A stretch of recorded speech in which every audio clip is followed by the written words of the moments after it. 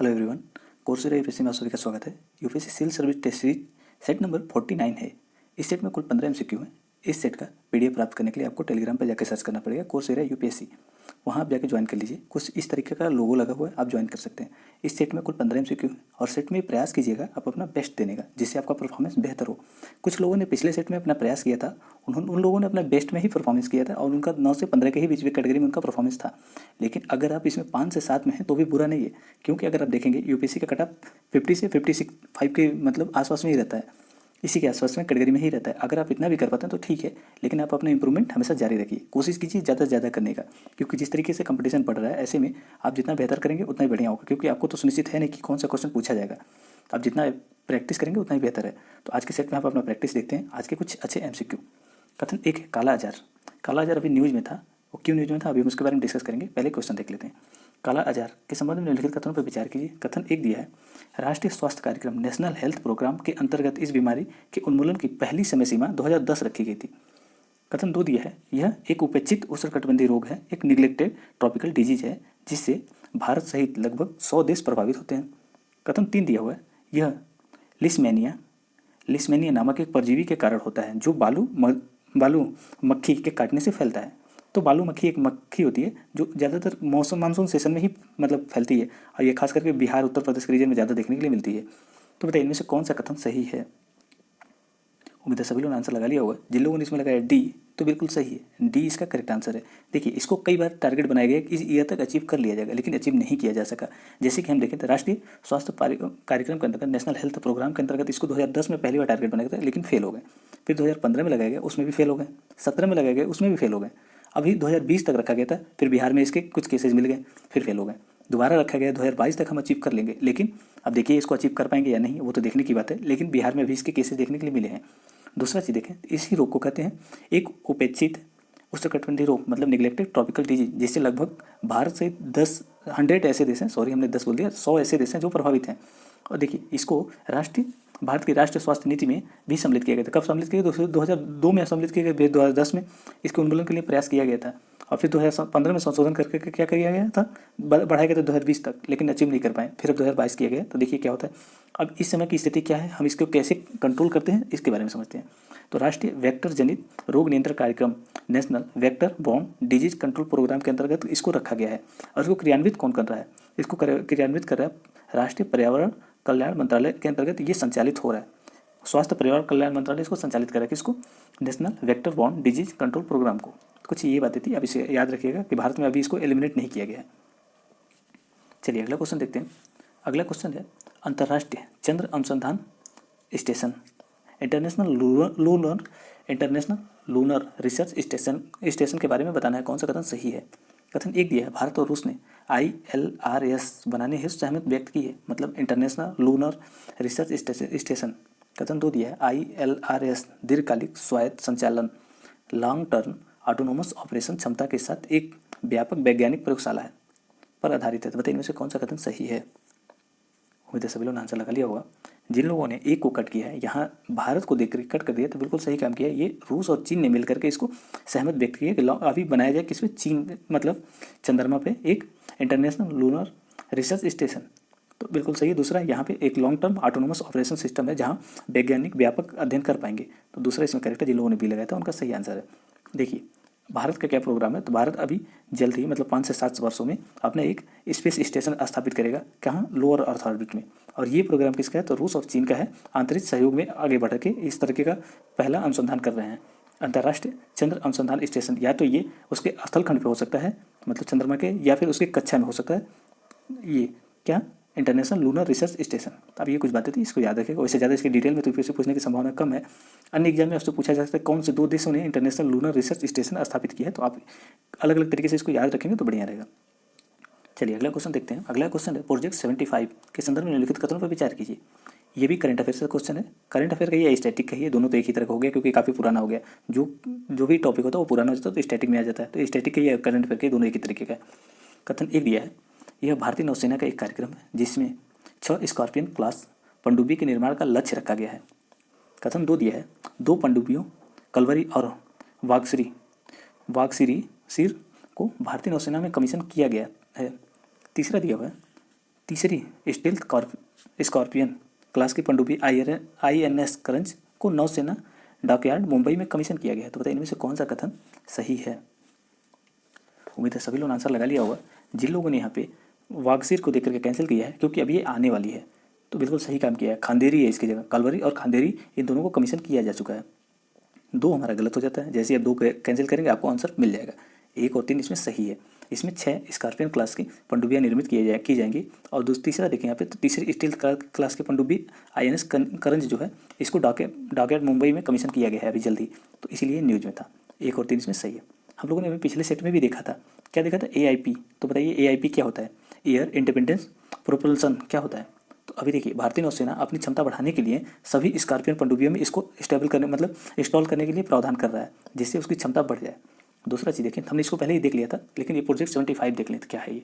देखिए इसमें क्या किया जाएगा, 6 पनडुब्बियों को विकसित किया जाएगा, स्कॉर्पियन क्लास की पनडुब्बियों को विकसित किया जाएगा, जिसमें से 2 पनडुब्बियों को कलवरी और खांदेरी को नौसेना में कमीशन किया गया है। चौथी जो है पनडुब्बी इसमें चौथी स्कॉर्पियन बेला जो है अपने परीक्षण से चल रही है, इसमें जारी है। और तीसरी अभी यहाँ पे मतलब की ही गई कमीशन इसको किया गया है, कौन सी है, INS करंज। तो आपको समझ में आ गया, 2 और 1 2 3 तो ये तो हो चुकी हैं कमीशन। और जो चौथी तो अभी परीक्षण में है। 5वीं जो है वागीर नवंबर 2020 में लॉन्च किया गया था इसको। 6वीं जो है वागसीर जल्द ही तैयार किया जाएगा, तो अभी ये तैयार होने वाला है। तो देखिए कब तक तैयार होता है। दूसरा चीज़ आपसे ये पूछा जा सकता है कि इसको कौन कौन सी संस्थाएं मिलकर के डेवलप कर रही हैं। तो इसको MDSL मतलब माझगांव डॉक शिपयार्ड लिमिटेड, ये इसको प्रोजेक्ट 75 के अंतर्गत पनडुब्बियों को तकनीकी रूप से विकसित कर रहा है, जिसमें सहायता किसकी मिल रही है, तो एक फ्रांस की कंपनी है जो इसको सहायता प्रदान कर रही है। तो उम्मीद आपको समझ में आया होगा। चलिए अगला क्वेश्चन देखते हैं। अगला क्वेश्चन है, मैत्री सेतु के संबंध में निम्नलिखित कथनों पर विचार कीजिए। कथन 1 दिया है, इस पुल का निर्माण फेनी नदी पर किया गया है, जो भारत के त्रिपुरा राज्य और बांग्लादेश के बीच प्रवाहित होती है। कौन, फेनी नदी। दूसरा दिया हुआ है, यह 1.9 किलोमीटर लंबा पुल है, सबरूम त्रिपुरा और रामगढ़ जो कि बांग्लादेश में को आपस में जोड़ती है। तो बताइए इनमें से कौन सा कथन सही है मैत्री सेतु के संबंध में। उम्मीद है सभी लोगों ने आंसर लगा लिया होगा। जिन लोगों ने इसमें सी लगाया था बिल्कुल सही है, सी इसका करेक्ट आंसर है। और ये किसको किसको जोड़ती है, तो अभी हमने देख लिया, सबरूम जो कि त्रिपुरा में है और रामगढ़ बांग्लादेश में है, इन दोनों को आपस में जोड़ती है और ये 1.9 किलोमीटर लंबा पुल है। दूसरा चीज़ देखें यहाँ पे, तो फेनी नदी पर किया गया इसको स्थापित किया गया फेनी नदी पे, भारत के त्रिपुरा राज्य में को और बांग्लादेश के बीच प्रवाहित होती है फेनी नदी। और इसको डेवलप किसने किया है, ये चीज़ आपसे पूछा जा सकता है। तो इसको डेवलप किया national highway and infrastructure development corporation ने डेवलप किया है। बस ये चीज़ें हैं। आपको अगर UPPSC के एग्जाम देने वाले हैं तो आपसे पूछा जा सकता है फेनी नदी कहाँ से बहती है, या फिर पूछा जा सकता है मैत्री ब्रिज कहाँ बनाया गया है। तो ये 2 कथन के लिए बस क्वेश्चन के लिए तैयार रहिएगा। ये 2 क्वेश्चन इससे पूछे जा सकते हैं। UPSC में तो इसके कथन मतलब जिस तरीके से हमने बनाया था इसी तरीके पर बना सकती है। चलिए अगला क्वेश्चन देखते हैं। अगला क्वेश्चन है, फुगाकू सुपर कंप्यूटर के संबंध में निम्नलिखित कथनों पर विचार कीजिए। कथन 1 दिया है, चीन के वैज्ञानिकों ने विश्व के सबसे शक्तिशाली सुपर कंप्यूटर फुगाकू को पूरी तरह से विकसित कर लिया है। कथन 2 दिया है, जापान के सुपर कंप्यूटर की तुलना में इसकी 100 गुना अधिक प्रदर्शन क्षमता है। तो बताइए इनमें से कौन सा कथन सही है। उम्मीद है सभी लोग आंसर लगा लिया होगा। देखिए अभी विश्व का सबसे अधिक मतलब सबसे अच्छा शक्तिशाली कंप्यूटर किसने विकसित किया है, उसने जापान ने किया है, न कि चीन ने। चीन है विश्व का सबसे शक्तिशाली कंप्यूटर, सबसे ज़्यादा इसी के पास है सुपर कंप्यूटर, लेकिन सबसे शक्तिशाली कंप्यूटर जापान के पास हो गया, जापान ही ने ही विकसित किया है। दूसरा देखें तो जापान के सुपर कंप्यूटर की तुलना में ये 100 गुना बेहतरीन परफॉर्मेंस करता है। तो ऐसे में हमारा आंसर निकल जाता है बी, क्योंकि पहला गलत है, चीन दिया हुआ था जो कि जापान होना चाहिए। तो जिन लोगों ने बी लगाया था उनका करेक्ट आंसर है। अब दूसरा चीज़ देखिए, तो जापान ने विकसित किया तो आपने देख ही लिया, और उसके ही के सुपर कंप्यूटर के तुलना में 100 गुना अधिक बेहतर परफॉर्मेंस करता है। अब दूसरा चीज़ देखिए, तो विश्व में सबसे अच्छे कंप्यूटर किसके पास है सबसे ज़्यादा, तो शीर्ष पे जो है वो चीन है, उसके बाद अमेरिका आता है, जापान आता है, फ्रांस आता है और जर्मनी आता है, नीदरलैंड, फिर आयरलैंड, UK आता है। अभी भारत के एक फास्टेस्ट कंप्यूटर में कौन सा भारत का कंप्यूटर सम्मिलित हुआ है, 500 सुपर कंप्यूटर में भारत का रैंक था 63 नंबर। वो कौन सा कंप्यूटर था भारत का, तो परम सिद्धि था, उसका नाम याद रखिएगा। 63 रैंक उसने प्राप्त किया था टॉप 500 कंप्यूटर में, सुपर कंप्यूटर में जो आर्टिफिशियल टेक्नोलॉजी पे काम करते हैं, उन्हें भारत का परम सिद्धि जो था वो 63 रैंक प्राप्त किया था। चलिए अगला क्वेश्चन देखते हैं। कभी कभी खबरों में चर्चित वामयान स्थित है, कहाँ स्थित है वामयान, आपको ये बताना है। कथन 1 दिया है ईरान, B दिया है टर्की, C दिया है अफगानिस्तान और D दिया है सीरिया। तो बताइए वामयान कहाँ स्थित है। ये अफगानिस्तान में स्थित है। जिन लोगों ने यहाँ पे C लगाया था उनका बिल्कुल करेक्ट आंसर है C, वामयान अफगानिस्तान में स्थित है। तो अब यहाँ पे देख सकते हैं उसके एकदम सेंट्रल में स्थित है वामयान। दूसरा चीज़ देखें, आपसे पूछा जा सकता था वेनसांग ने इसके बारे में अपने विवरण में दिया था, तो बिल्कुल सही है, वो वेनसांग ने इसके संबंध में विवरण दिया हुआ था। दूसरा चीज़ इसको देखें, तो ये कहाँ पे स्थित है, अफगानिस्तान में, तो आपसे पूछा जा सकता है केंद्रीय उच्च भूमि में हिंदू कुश के ऊंची पहाड़ियों में स्थित है। दूसरा चीज़ ये से देखें तो इसका संबंध, इसका महत्व क्यों था, ये रेशम मार्ग से संबंधित है, उसका अभिन्न अंग था ये चीज बामियान, और ये व्यापारियों यहाँ तक कि संस्कृत धर्म और भाषा के मार्ग में भी स्थित है, यहाँ पे इन सब का महत्व था। और इसको यहाँ पे एक बामियान मतलब बुद्ध की एक विशालकाय प्रतिमा थी, जिसको उस समय मतलब वहाँ के इस्लामी जो थे विशालकाय प्रतिमा को तालिबान, तो आपको पता ही होगा अफगानिस्तान में, तो उन्होंने 2001 में इसको गैर इस्लामिक कह करके इसको डायनामाइट से उड़ा दिया था। तो यहाँ पे देख सकते बुद्ध की प्रतिमा थी जो कि क्षतिग्रस्त कर दी गई है, अब इस समय इतनी अच्छी नहीं दिखती है, फिर भी इसको मतलब ठीक ठाक है, तो देख सकते हैं कुछ इस तरीके से था, आप याद रखिएगा। चलिए अगला क्वेश्चन देखते हैं, कार्बन ऑफसेटिंग। कार्बन ऑफसेटिंग के संबंध में निम्नलिखित कथनों पर विचार कीजिए। कथन एक दिया है, कार्बन ऑफसेटिंग किसी देश के द्वारा अपने उत्सर्जन कटौती लक्ष्यों को प्राप्त करने के लिए किसी अन्य देश में उत्सर्जन में कमी करने हेतु वित्तपोषण करने की अनुमति प्रदान करता है। कथन दो दिया हुआ है, 1997 में क्योटो प्रोटोकॉल के तहत संयुक्त राष्ट्र द्वारा स्वच्छ विकास तंत्र क्लीन डेवलपमेंट मैकेनिज्म पहल पर कार्बन ऑफसेटिंग की योजना की गई थी, मतलब प्रारंभ की गई थी। कथन तीन दिया हुआ है, कार्बन ऑफसेटिंग व्यक्तियों, कंपनियों और देशों द्वारा खरीदा जा सकता है। तो बताइए इनमें से कौन सा कथन सही है कार्बन ऑफसेटिंग के संबंध में। उम्मीद है सभी लोगों ने आंसर लगा लिया होगा। जिन लोगों ने इसमें डी लगाया बिल्कुल सही है, इसका डी करेक्ट आंसर है। आप यहाँ पे देख के इस फिगर को कुछ समझ सकते हैं। देखिए यहाँ पे नेट इमिशन की बात की गई है तीसरे स्टेप पे, और पहले स्टेप पे इमिशन की बात की, दूसरे पे ऑफसेट। इससे कुछ तो आइडिया हमको मिलना होगा। इसका उद्देश्य ये है कि मान लीजिए आप 100 यूनिट, आपके पास टारगेट रखा है कि आप 50 यूनिट से ज़्यादा एमिशन नहीं कर सकते, आपने 100 एमिशन कर दिया, तो आप क्या करेंगे, कोई दूसरी कंट्री है जो कि केवल 10 ही यूनिट एमिशन कर दी है, उसके पास 40 यूनिट तो सेफ बचे हुए हैं, आप उसके वहाँ क्या करेंगे, ये 10 यूनिट भी कम करवाने के लिए कुछ टेक्नोलॉजी देंगे, मतलब उसको वित्तपोषण करेंगे, और उसके जो 40 बचे हुए थे वो अपने में जोड़ लेंगे, तो आप क्या हो जाएंगे, नेट एमिशन जीरो हो जाएगा आपका। क्यों? क्योंकि आपने जितना एमिट किया था उतना दूसरी तरफ रिकवर कर दिया, मतलब कार्बन सिंक के रूप में उधर डेवलप करवा दिया। तो यही चीज़ होता है, क्या होता है, ऑफसेटिंग योजना दूसरी तरफ कर देना। जैसे कि उनके वहाँ आप लोगों ने तो पता होगा कि गोबर के द्वारा भी उसको उपले कहते हैं, उनके द्वारा भी मतलब खाद्यान्न तैयार किया जाता है, मतलब भोजन बनाया जाता है, उसको जला करके, लकड़ी जला करके तुमसे कार्बन का उत्सर्जन होता है, एमिशन ज़्यादा होता है, तो उनकी जगह आप स्वच्छ ईंधन प्रोवाइड करा दीजिए, जैसे कि एलपीजी प्रोवाइड करा दीजिए, तो किसी इसी तरीके का काम करवाया जाता है। और थर्मल एनर्जी की जगह आप वहाँ पे न्यूक्लियर पावर प्लांट लगवा दीजिए, तो इसी तरीके से काम करते हैं। और इसकी देखिए दूसरा चीज़ देखें, ये कब आया था, तो 1997 क्योटो प्रोटोकॉल जो कि हमने देख ही लिया, और इसमें 190 देशों ने उत्सर्जन में कमी करने के लक्ष्य पर सहमत व्यक्त की थी। और देखिए इसका क्या बेनिफिट है, तो इसके द्वारा अभी पता चला है कि 2 बिलियन टन लगभग कार्बन डाइऑक्साइड में कमी मतलब ये हुई है इसके द्वारा। तो बस ये इसका नाम को याद रखिएगा कि यहाँ पे ऑफसेटिंग योजना का संबंध किससे है, और यूपीएससी में अगर मेंस में भी आप लिख रहे हैं तो इसके महत्व के बारे में बता सकते हैं। अभी हमारे वहाँ इसके संबंधित बहुत सारे प्रोविजन किए गए हैं, आप जो कि सर्च करके देख सकते हैं। चलिए यहाँ पे डिस्कस करना उनके बारे में ज़्यादा टाइम लगेगा। चलिए अगला क्वेश्चन है, BBIN पहल के संदर्भ में निम्नलिखित कथनों पर विचार कीजिए। कथन एक दिया हुआ है, यह हिमालयी क्षेत्र में चीनी घुसपैठ पर मुकाबला करने के लिए एक रणनीति संबंधित है, किससे, BBIN। कथन दो दिया है, मोटर वाहन समझौता पर थिम्पू में हस्ताक्षर किए गए थे। तो बताइए इनमें से कौन सा कथन सही है। अगर आपने इसका नाम सुना है तो आसानी से कर लेंगे, नहीं सुना है तो आपसे गलत होने की संभावना ज़्यादा है। देखिए अगर इसमें जिन लोगों ने बी लगाया बिल्कुल सही है बी, अगर पहला कथन है तो जो गलत है। BBIN का उद्देश्य ये है कि ये क्या करता है, यात्री और व्यक्तिगत माल ढुलाई वाहनों को यातायात का नियम देता है, प्रोवाइड कराता है, जो कि यहाँ पे BBIN मतलब बांग्लादेश, भूटान और इंडिया और नेपाल, तो BBIN हो गए, ये टोटल 4 देश। यहाँ पे क्या करना है, ये जो सड़क से यात्रा होती है उसको सुरक्षित बनाना है, आर्थिक रूप से और पर्यावरण दृष्टि से अनुकूल बनाना है। इसी के लिए ये किया गया था ताकि आसानी से एक व्यक्ति और जो भी यहाँ के व्यापारी हैं वो आसानी से अपने माल एक दूसरे तरफ ट्रांसफ़र कर पाएँ। इसीलिए समझौता होता 2015 में, जो कि भूटान की राजधानी थिम्पू में हुआ था। और ये क्या करता है, व्यक्ति को, संस्थाओं को, उद्योगों को यहाँ पे एक दूसरे के पास माल को मतलब स्थानांतरित करने के परमिट देता है। जैसे कि नेपाल की कोई गाड़ी है वो भारत में आसानी से आ सकती है, भारत की कोई गाड़ी बांग्लादेश में, बांग्लादेश की भूटान में जा सकती है, ये चारों एक दूसरे की गाड़ियाँ एक दूसरे तरफ जा सकती है कुछ रिस्ट्रिक्शन के साथ। तो यही प्रोविजन था इसमें। चलिए अगला क्वेश्चन देखते हैं। अगला क्वेश्चन है, प्रधानमंत्री आत्मनिर्भर स्वास्थ्य भारत योजना के संदर्भ में निम्नलिखित कथनों पर विचार कीजिए। देखिए ये महत्वपूर्ण योजना है, यूपीएससी इस बार पूछ सकती है इसको, तो आप इसको मोस्ट इंपॉर्टेंट में लिख सकते हैं, रख सकते हैं। चलिए पहला कथन इसमें, इस योजना की घोषणा केंद्रीय बजट 2021-20 में 21-22 में की गई थी।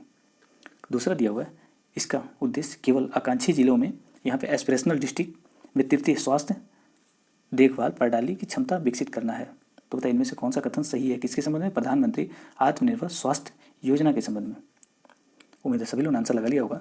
जिन लोगों ने केवल लगाया है इसमें ए, उनका बिल्कुल सही है। देखिए यहाँ पे एस्पिरेशनल डिस्ट्रिक्ट में ही केवल नहीं किया जाएगा, ये लगभग सभी दूरस्थ जिलों में भी स्थापित किया, अन्य भारत के अन्य क्षेत्रों में भी स्थापित किया जाएगा। इसका उद्देश्य ये है कि प्राथमिक, माध्यमिक और तृतीय स्वास्थ्य देखभाल प्रणाली की क्षमता विकसित करना इस योजना का उद्देश्य है और इसको केंद्रीय बजट 2020-21 में भी उद्घोषित किया गया था, इसके बारे में बताया गया था।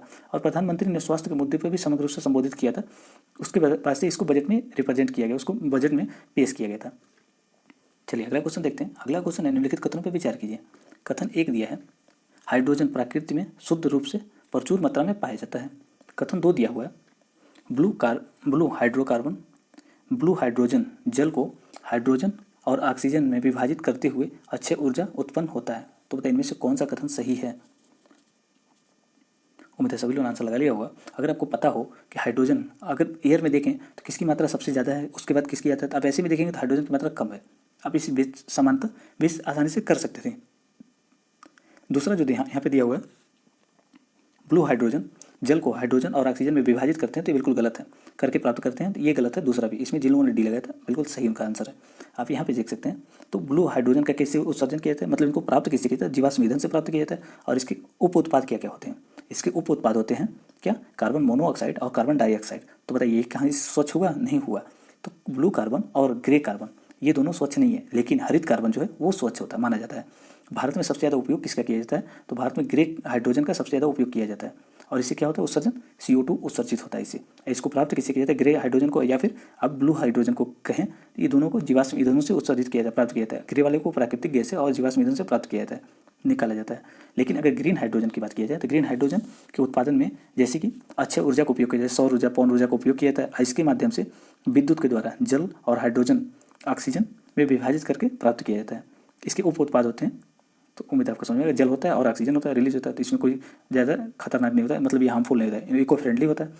दूसरा चीज़ देखिए, आवर्त सारणी में आपको कुछ पता होगा कि ये सबसे हल्का तत्व है और पहला तत्व है ये आवर्त सारणी में हाइड्रोजन, और सबसे हल्का तत्व है जो हवा, वजन जो इसका है हवा से भी कम होता है। ये शुद्ध रूप से कम मात्रा में पाया जाता है, ये तो आपको पहले ही पता चल गया है। हाइड्रोजन एक गैर विषाक्त, अधातु, गंधहीन और स्वादहीन, रंगहीन और अत्यधिक ज्वलनशील परमाणु गैस है। उम्मीद आपको समझ में आया होगा। और देखिए इसके द्वारा शून्य उत्सर्जन होता है, इसे कोई भी उत्सर्जन नहीं होता है। अगर आपसे पूछा जाए निम्न में से कौन सा गैस जीरो इमिशन गैस है, तो आप इसका नाम ले सकते हैं। वहाँ पे फ्यूल सेल, आंतरिक दहन इंजन में भी इसका उपयोग किया जाता है और अंतरिक्ष प्रवरोधक के ईंधन के रूप में भी उपयोग किया जाता है इसको। चलिए अगला क्वेश्चन देखते हैं। अगला क्वेश्चन है, यूलू उद्घोषणा निम्नलिखित में से किससे संबंधित है, आपको ये बताना है। कथन 1 दिया हुआ है, भविष्य की महामारी। बी दिया है, भाषाई संसाधनों और विविधता की रक्षा। सी दिया है, जलवायु परिवर्तन। डी दिया है, अंतरिक्ष का शांतिपूर्ण उपयोग। तो बताइए इनमें से कौन सा कथन सही है, यूलू उद्घोषणा से संबंधित।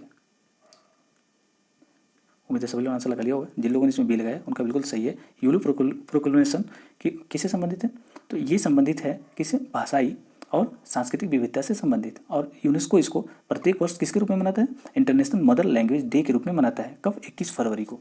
ये तो हमने पहले ही डिस्कस कर रखा है, लेकिन यूलू उद्घोषणा उस दिन मिस हो गया था, तो इसीलिए ये क्वेश्चन हमने फिर से दोबारा डाल दिया था कि ये रिपीट हो जाए और आपको याद भी हो जाए। यूनेस्को वर्ष 2018 में चांगसा कहाँ पे, तो ये चीन में है। यहीं पे यूलू उद्घोषणा मतलब यूलू प्रोक्लेमेशन को अपनाया गया था इसी में, जो कि भाषाई विविधता के संरक्षण पर बल देता है और ये प्रयासों को मार्गदर्शन करता है कि कैसे भाषाई विविधता को संरक्षित किया जाए। चलिए अगला क्वेश्चन है, यहाँ पे दर्रे दिए हुए हैं और उनकी अवस्थिति दी हुई है, तो आपको बताना है कौन सा सुमलित है। 1 दिया हुआ नाथुला दर्रा जो कि कह रहा है सिक्किम में है। बी दिया हुआ रोहतांग दर्रा जो कह रहा है उत्तराखंड में है। 3 दिया हुआ लिपुलेख दर्रा जो कह रहा है हिमाचल प्रदेश में है। 4 दिया हुआ बोमडिला जो कह रहा है अरुणाचल प्रदेश में। तो बताइए इनमें से कौन सा कथन सही है। उम्मीद है सभी लोगों ने आंसर लगा लिया होगा। अगर पहला देखें तो नाथुला दर्रा कहाँ पे है, ये सिक्किम में है या नहीं, आप बताइए। दूसरा देखें तो यहाँ पे जो लिपुलेख दर्रा, तो पहला तो करेक्ट है, नाथुला दर्रा सिक्किम में है, ये बिल्कुल करेक्ट है। दूसरा देखिए लिपुलेख दर्रा कहाँ पे है, तो ये उत्तराखंड में है, ना कि हिमाचल प्रदेश में। रोहतांग दर्रा कहाँ पे है, तो ये स्थित है हिमाचल प्रदेश में। और बोमडिला अरुणाचल प्रदेश में है। अगर आपको पता हो तो आप बहुत आसानी से लगा लेंगे, नहीं पता होगा तो आप कन्फ्यूज हो सकते थे। तो इसमें जिन लोगों ने लगाया था 1 और 4 उनका बिल्कुल सही है। 1 और 4 इसमें सही मैच था। यहाँ पे बहुत सारे दर्रों का नाम दिया हुआ, आप चाहें तो इसको देख सकते हैं।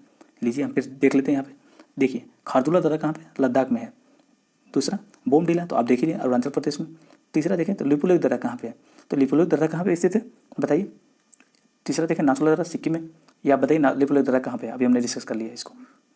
चौथा जेलेपला दर्रा कहाँ पे, सिक्किम में, तिब्बत में स्थित है। सिपला, यहाँ पे बहुत सारे दिए हुए दर्रे आप याद करके देख सकते हैं, तो सही रहेगा। अभी एक चीज़ यहाँ पे याद रखिएगा, रोहतांग दर्रा कहाँ पे है, तो ये यहाँ इसी पे अटल टनल बनाया गया है रोहतांग दर्रे पे, तो इसका नाम बस याद रखिएगा। चलिए अगला क्वेश्चन देखते हैं। अगला क्वेश्चन है, सर्वोच्च न्यायालय द्वारा जारी विशाखा दिशा निर्देश निम्नलिखित में से किस विषय से संबंधित है, आपको ये बताना है। पिछले सीरीज में आप वहाँ पे देख सकते हैं, सारे दर्रे के बारे में एक बार जाकर रिवाइज कर लेंगे तो बेहतर रहेगा, क्योंकि यहाँ पे बताने के बाद आप याद तो रहेगा नहीं, आप एक बार अपनी मर्जी से पढ़ लेंगे तो हमेशा के लिए फिट हो जाएगा। चलिए यहाँ पे बताइए, विशाखा गाइडलाइन किससे संबंधित है। एक दिया हुआ अनुसूचित जाति अनुसूचित जनजाति पर अत्याचार और भेदभाव के संरक्षण से संबंधित। बी दिया हुआ है कोल ब्लॉक आवंटन का विनिमय से संबंधित। सी दिया हुआ है भारत में पुलिस सुधार। और डी दिया है कार्यस्थल पर यौन उत्पीड़न से संबंधित। उम्मीद है सभी लोगों ने आंसर लगा लिया होगा। जिन लोगों ने डी लगाया था बिल्कुल सही है, यहाँ पे डी करेक्ट आंसर है। कार्यस्थल पर यौन उत्पीड़न से संबंधित अगर आप यूपीएससी मेंस में लिख रहे हैं तो वहाँ पे ये बता सकते हैं कि पहली बार सुप्रीम कोर्ट ने इसी में यौन उत्पीड़न के परिभाषित किया था। इसी में 1997 में सर्वोच्च न्यायालय ने विशाखा बनाम राजस्थान मामले में इसको बताया था। यौन उत्पीड़न पर कार्यस्थल पर यौन उत्पीड़न से संबंधित दिशा निर्देश दिया था और इसी में यौन उत्पीड़न से संबंधित परिभाषा दिया गया था, जिसमें ये बताया गया था कि ऐसा कोई भी अप्रिय हाव भाव, मतलब कोई भी किसी तरह का आप ऐसे व्यवहार कर रहे हैं या फिर कुछ ऐसी एक्टिविटी कर रहे हैं या फिर कोई शब्द या फिर पहल कर रहे हैं, उनको यौन प्रकृति के जो हों उसे यौन उत्पीड़न माना जाएगा। ये इसमें परिभाषित दिया गया था और इसी में पहली बार जो कानून था, उन तो कानून तो थे नहीं, उसमें अभाव था, लेकिन कानून की एक पहल शुरू किया था सुप्रीम कोर्ट ने इसी में विशाखा गाइडलाइन के माध्यम से, जो 1997 में आया था। अब मेंस में लिख रहे हैं तो इनका उपयोग कर सकते हैं। चलिए आज का दूसरा सबसे महत्वपूर्ण एमसीक्यू है, मंदारिन बत्तख के संबंध में निम्नलिखित कथनों पर विचार कीजिए। ये यूपीएससी आपसे पूछ सकते हैं, इससे संभावित क्वेश्चन अगर यूपीएससी वाले देने वाले भी हैं तो वहाँ पर भी ये महत्वपूर्ण हो जाता है। कथन 1 दिया हुआ है, यह केवल एशिया और पूर्वी एशिया में पाया जाता है। कथन 2 दिया हुआ है, इसे भारत में पहली बार देखा गया है। कथन 3 दिया है, यह आईयूसीएन के रेड लिस्ट में संकटग्रस्त, कम संकटग्रस्त, लीस्ट इंडेंजर, संकटग्रस्त श्रेणी में, इंडेंजर श्रेणी में। यहाँ पे थोड़ा सा गलत हो गया। चलिए बताइए कौन सा कथन सही है। मुझे सभी लोगों ने आंसर लगा लिया होगा। जिन लोगों ने इसमें सी लगाया था उनका बिल्कुल सही है, यहाँ इंडेंजर कैटेगरी में रखा गया इसको। 3 इसका सही है। अगर देखिए भारत में पहली बार देखा गया तो बिल्कुल गलत है, पहली बार नहीं देखा गया है, इससे पहले भी भारत में देखा गया। ये केवल एशिया और पूर्वी एशिया में पाया जाता है तो गलत है ये देखिए इसके बारे में अगर थोड़ा डिटेल से समझें तो इसको 1758 में पहली बार किसने देखा था, कार्ल लियोनस ने देखा था इसको। इसका पहली बार ब्यौरा दिया था कार्ल लियोनस ने। इसको दुनिया का सबसे सुंदर बत्तख भी माना जाता है। अगर आप पूछ ले यूपीसीएस में तो दुनिया के सबसे सुंदर बत्तख के रूप में किसको माना जाता है, तो आप मंदारिन बत्तख के बारे में लिख सकते हैं, टिक लगा सकते हैं। दूसरा चीज़ देखें तो ये पूर्वी एशिया का मूल निवासी पक्षी है, जो कि लेकिन इसको पश्चिमी यूरोप में और अमेरिका में भी पाया जाता है, कभी कभी भारत में भी आते रहते हैं। तो भारत में ये उनका प्रवासन मार्ग नहीं है, लेकिन फिर भी भारत में ही आते रहते हैं। अब भारत में कहाँ इनको अभी देखा गया और न्यूज़ में क्यों थे, देखिए असम में तिनसुकिया जिले में इनको देखा गया था अभी जल्दी, मंदारिन बत्तख को, तो इसीलिए न्यूज़ में थे। आप यहाँ पे देख सकते हैं, खूबसूरत सा बत्तख है और ये विश्व का सबसे खूबसूरत बत्तख माना जाता है। चलिए अगला क्वेश्चन है, अगला और आज का लास्ट क्वेश्चन है। कथन 1 दिया है, इसमें बताना है आपको गंगा डॉल्फिन के संदर्भ में निम्नलिखित कथनों पर विचार करना है। कथन 1 दिया हुआ है, इसे वन्यजीव संरक्षण अधिनियम 1972 की सूची 1 के तहत संरक्षण प्रदान किया गया है। कथन 2 कह रहा है, इसे आईयूसीएन रेड लिस्ट में गंभीर रूप से संकटग्रस्त सूची में सम्मिलित किया गया है। तो बताइए इनमें से कौन सा कथन क्रिटिकल इंडेंजर्ड में सूचीबद्ध किया गया, तो आपको बताना है कौन सा इसमें से सही है। उम्मीद है सभी लोगों ने आंसर लगा लिया होगा। जिन लोगों ने 1 लगाया बिल्कुल सही है। इसको देखिए क्रिटिकली इंडेंजर्ड नहीं लगाया गया, इंडेंजर कैटेगरी में है, तो उम्मीद सही लोगों आप लोगों ने लगा लिया होगा। और जिन लोगों ने लगाया था इसमें ए, उनका बिल्कुल सही है। पहला चीज़ क्यों सही हो जाता है, क्योंकि भारतीय वन्यजीव संरक्षण अधिनियम 1972 की सूची 1 में सम्मिलित था, ये तो सभी लोगों को पता होगा। और शिकार पर प्रतिबंध लगाया गया, इंडेंजर इसका स्टेटस है। ये क्यों महत्वपूर्ण है, आज का ये तीसरा मोस्ट इंपॉर्टेंट क्वेश्चन। ये इसलिए महत्वपूर्ण है क्योंकि आपको प्रोजेक्ट टाइगर के बारे में तो पता होगा, प्रोजेक्ट डॉल्फिन के बारे में नहीं पता होगा। देखिए दिसंबर 2020 में इसको प्रोजेक्ट डॉल्फिन इसके लिए प्रारंभ किया गया था। जिस तरीके से बाघों की संख्या बढ़ी थी, ऐसा माना जा रहा है प्रोजेक्ट डॉल्फिन के अंतर्गत इस डॉल्फिन की संख्या बढ़ जाएगी, क्योंकि धीरे धीरे इसकी संख्या गिर रही थी। दूसरा चीज़ देखें तो डॉल्फिन अभ्यारण्य कहाँ स्थापित किया गया, अगर बीपीएससी का एग्जाम दे रहे हैं, अन्य कोई एग्जाम भी दे रहे हैं तो वहाँ पे भी पूछा जा सकता है। तो ये बिहार के भागलपुर जिले में विक्रमशिला में गंगा डॉल्फिन अभ्यारण्य स्थापित किया था। भागलपुर जिले में विक्रमशिला गंगा डॉल्फिन अभ्यारण्य स्थापित किया गया था, जो कि बिहार में स्थित है। अब इसके लिए कुछ संरक्षण परियोजनाएं भी चलाई गई थी, जैसे कि संरक्षण परियोजना गंगा डॉल्फिन संरक्षण कार्यक्रम 2010 से 2020 के लिए चलाया गया था। और दूसरा चीज़ है कि गंगा राष्ट्रीय डॉल्फिन दिवस कब मनाया जाता है, आपसे ये पूछा जा सकता है। तो प्रतिवर्ष 5 अक्टूबर को क्या मनाया जाता है, राष्ट्रीय गंगा डॉल्फिन दिवस मनाया जाता है 5 अक्टूबर को। चलिए आज का सीरीज देखने के लिए धन्यवाद। आपके जो भी क्वेश्चन सही हुए हों, जितने भी सही हों, 2, 4, 5, 6 या फिर 8, 10 या फिर टोटल 15 सही हों, तो भी आप नीचे जरूर बताएं। इससे पता चलेगा कि आपका परफॉर्मेंस कैसा रहा। चलिए आज का सीरीज देखने के लिए धन्यवाद।